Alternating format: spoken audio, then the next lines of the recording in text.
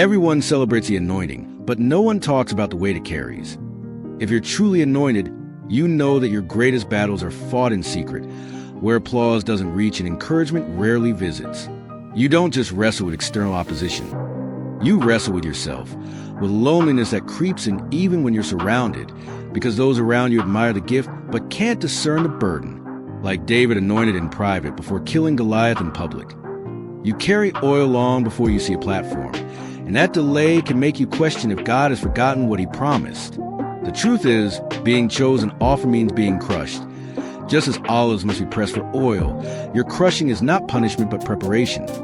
2 Corinthians 4 verses 8 to 10. People see your strength, but they don't see the spiritual exhaustion behind it, the kind that doesn't come from doing wrong, but from doing right in a world that resists righteousness. You struggle with obedience that costs. Abraham had to walk away from everything familiar just to follow a voice without a map, and sometimes, so do you. One of the most shocking realities is that the anointing attracts attacks. You don't have to do anything wrong to be targeted. You just have to be marked. That's why rejection hits you harder than most, because it doesn't come from strangers. It comes from those you trusted. Just like Jesus was betrayed not by a Roman, but by someone who dipped bread with him, Luke 22, verse 21. You endure cycles of spiritual warfare that escalate every time you step closer to your calling, and while others mistake your silence for peace, it's often you retreating to regroup from a battle no one saw. The anointing forces you into seasons of isolation, not because God is cruel, but because elevation requires separation. Samson had strength, but he also had secrets, and sometimes your calling makes you guard parts of yourself others won't understand. You find yourself misunderstood, misjudged, and mislabeled, and yet you still serve, still give, still lead, because the oil doesn't remove your humanity.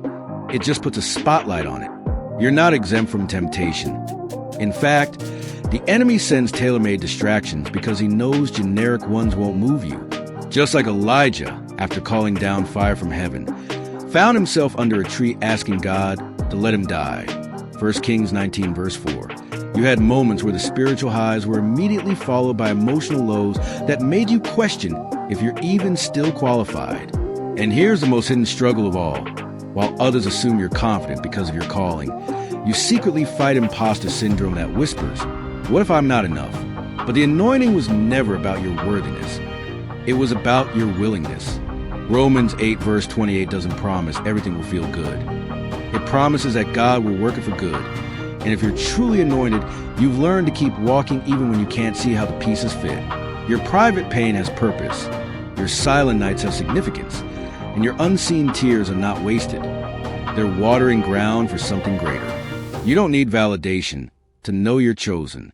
You don't need crowds to confirm your calling. But you do need to endure, because the very thing you're battling now is proof you carry something hell is terrified of. Stay hidden if you must.